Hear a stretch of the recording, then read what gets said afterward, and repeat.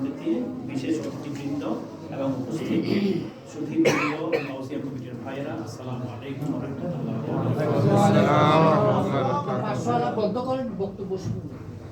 আমাকে আসলে প্রধান বক্তা বলা হয়েছে, আমি আসলে বিনয়ের সাথে বলছি এবং আমি এরকম সম্বোধনে খুব বিব্রত বোধ করি। আমি আসলে প্রধান বক্তা না, আসলে তেমন কোনো বক্তাও না। আসলে আমাদের বক্তব্য দেওয়ার জন্য আমাদের সামনে সম্মানিত গাউসিয়া কমিটির ভাইয়েরা আছেন, ওনারা সবসময় মাঠে ময়দানে কাজ করছেন, বক্তব্য রাখছেন। আমাদের সম্মানিত সেক্রেটারি মহোদয়ের বক্তব্য আমি খুব এনজয় করি, আমার খুব ভালো লাগে। আমি শেখার চেষ্টা করছি।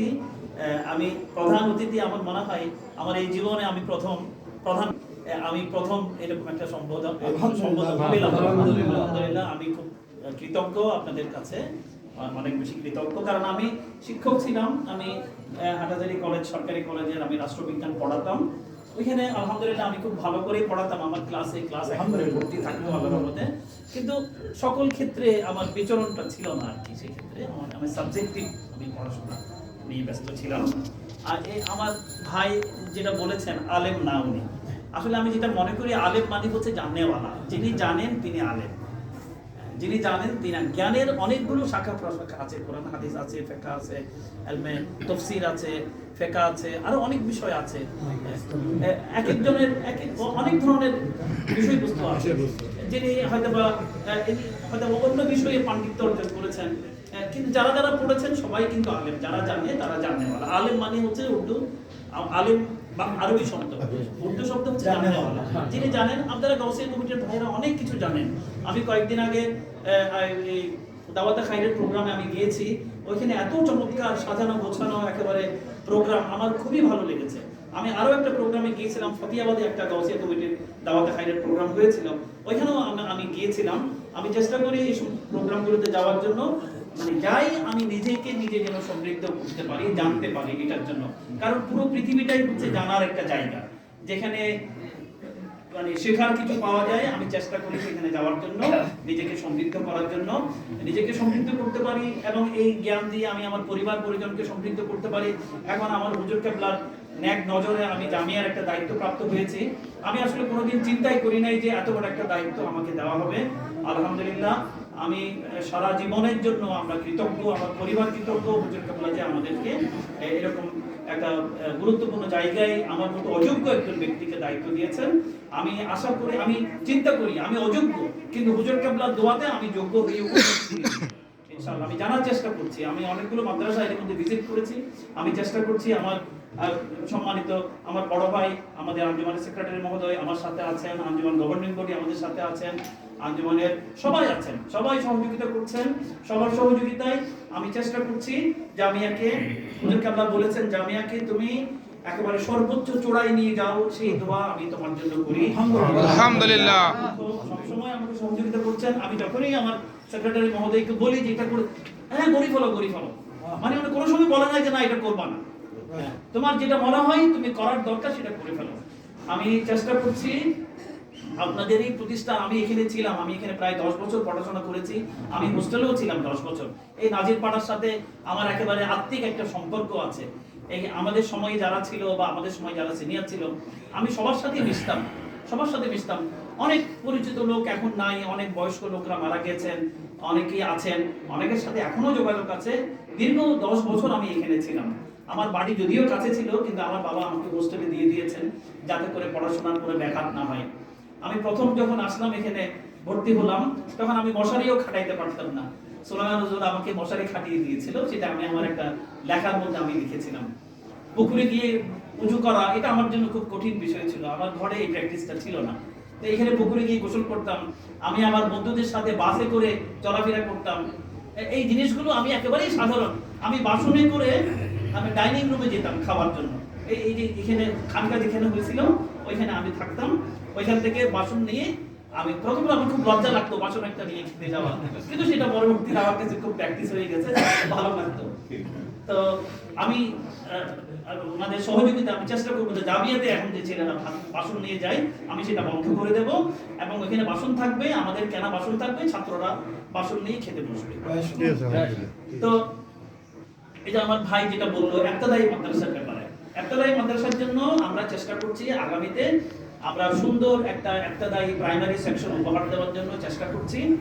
কাজ চলছে, আপনারা দেখতে পাচ্ছেন। এবছর থেকেই সেটা সুফল আমি আশা করছি পাবেন। আমরা পেপারে বিজ্ঞাপন দিয়েছি, আমরা প্রায় 10 জন টিচার, ম্যাক্সিমাম টিচার আমরা ইবতেদায়ীর জন্য নিচ্ছি, ইবতেদায়ীকে যেন সমৃদ্ধ করা যায়। কারণ অনেকেই বলছেন যে আমাদের ইবতেদায়ী এত বেশি সমৃদ্ধ না, যার ফলে মানে বাতিলরা সুযোগগুলো নিচ্ছে। ঠিক, ওরা মাঠের ময়দানে বলছে যে এখানে আলিম পর্যায়ে ভালো, দাখিল পর্যায়ে ভালো, প্রাইমারি ভালো না। কিন্তু এখন আপনাদের সবার সহযোগিতা পেলে আপনারা শুনবেন, ওরাও বলবে যে এখানে প্রাইমারিও ভালো।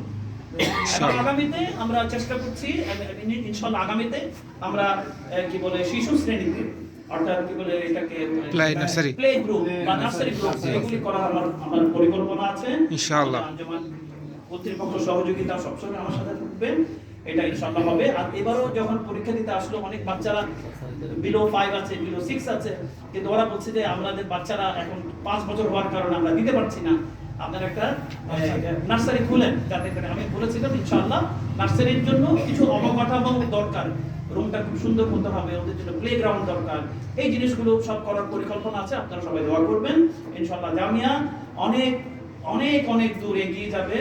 এবং জামিয়া হচ্ছে যে আমাদের আঞ্জুমান ট্রাস্টের পরিচালিত প্রায় 200টা মাদ্রাসার মধ্যে এটা হচ্ছে মাদার মাদ্রাসা, প্রধান মাদ্রাসা। এটা শাহিন শাহী সিরিকোটের হাতে গড়া একটা মাদ্রাসা। সুতরাং আমি খুব কৃতজ্ঞ হুজুর কেবলার কাছে, এরকম একটা মাদ্রাসার দায়িত্ব আমাকে দিয়েছেন। আপনারা দোয়া করবেন আমার যেন কোনো সিদ্ধান্ত যেন ভুল না হয়, আমি যেন আমার সবার সহযোগিতা নিয়ে, সবার বুদ্ধি পরামর্শ নিয়ে জামিয়াটাকে অনেক দূরে এগিয়ে নিয়ে গাউসিয়া কমিটির সম্পর্কে বলার কিছু নাই। আমি গাউসিয়া কমিটির কাছে একেবারে শিশুতুল্য। আমি আপনাদের প্রোগ্রামগুলো দেখি, আপনারা যে এই যে আমি করোনার সময় আমি কিন্তু একেবারে ঘরেই ছিলাম, বের হই নাই। মানে মাঝে মাঝে সকালবেলা খুব ভোরে আমার বাবার কবর জিয়ারত করতে আসতাম, যখন মানুষ ঘুমাই থাকতো, জিয়ারত করে আবার চলে যেতাম, এত ভয় ছিল। কিন্তু সেই নির্ভয়ে গাউসিয়া কমিটির ভাইয়েরা, আমি টেলিভিশনে দেখতাম, ফেসবুকে দেখতাম, ওনারা যে লাশ দাফন কাফনের কাজগুলো করেছেন, এটার দৃষ্টান্ত একেবারে বিরল, যেটা প্রতিনিয়ত আপনারা প্রশংসাগুলো পাচ্ছেন। আপনারা প্রশংসাগুলো, এটা অনেক বিরল কাজ, সবাই সবকিছু পারে না, কিন্তু আপনারা পাচ্ছেন, আপনাকে দিয়ে আমার হুজুর কেবলা করাচ্ছেন, এটা অনেক বড় পাওনা আপনাদের জন্য।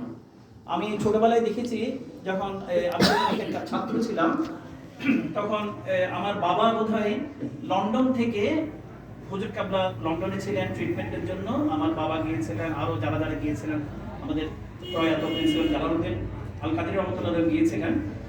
আসার পরে জামিয়াতে একটা মিটিং ডাকলো, মিটিং ডেকে বললো যে হুজুর কেবলা বলেছে গাউসিয়া কমিটি করতে। যখনই ওইখান থেকে আসতো জামিয়ার ছেলেদেরকে, তখন তো বারান্দায়, আমাদের অডিটোরিয়াম ছিল না, বারান্দার মধ্যে সবাইকে বসানো হতো, বলা হলো যে ওনারা ফিরে আসছেন, ওনারা হুজুর কেবলার ফরমান আপনাদের সামনে উপস্থাপন, ছেলেদের আমাদের সামনে উপস্থাপন করবেন। প্রথম আমরা গাউসিয়া কমিটির এই ডিক্লারেশনটা পেলাম যে হুজুর কেবলা বলেছে গাউসিয়া কমিটি। আমি ছোটবেলায় দেখেছি আমাদের ঘরে, আল্লাহর রহমতে এখনো পর্যন্ত চালু আছে, আমার বাবার আমল থেকে খতমা গাউসিয়া, আমাদের পাড়ার গাউসিয়া কমিটির ভাইয়া ওনারা আসতেন, ওনারা পড়তেন, চলে যেতেন। সেই তখন থেকে শুরু করে এখনো পর্যন্ত খতমা গাউসিয়া আমাদের বাড়িতে জারি আছে। প্রতি মাসের 11 তারিখ ওনারা এসে আমাদের পাড়ায় যারা যারা আছেন আর কি বয়স্ক লোকরা, ওনারা এসে পড়ে যান। এটা অনেক দিন ধরে চালু আছে। তো গাউসিয়া কমিটির পরে যদি হয়, গাউসিয়া কমিটির পরিধি অনেক বেড়েছে কিন্তু না। এখন এই যে দাওয়াতে খাইরের প্রোগ্রাম হচ্ছে,